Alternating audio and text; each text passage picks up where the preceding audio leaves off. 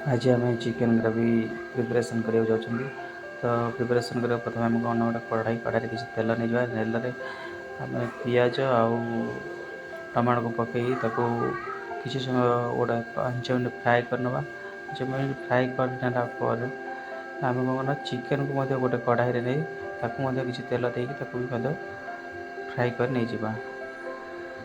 बर्तमान आमर पिज ये फ्राए हो सारी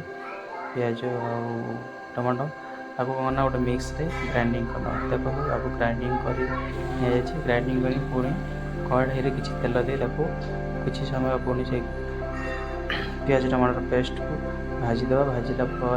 से अदा रसुण पेस्ट लंका गुंड चिकेन मसला हलदी गुंड काश्मीर चिली पाउडर लुण दे कषि नवा तेल जपरिक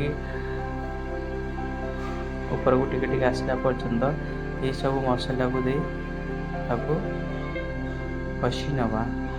और कषि सारा पर कौन करना जो आम भजा हो रही है चिकेन को ये पकईदे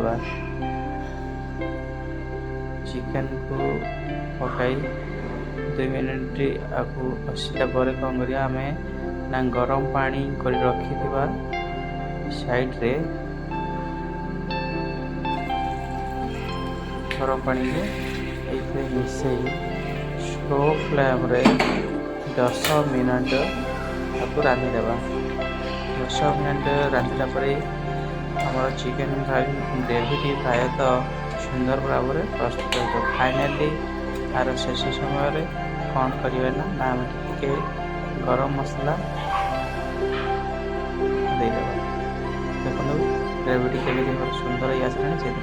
गरम मसला चिंता प्रस्तुत हो।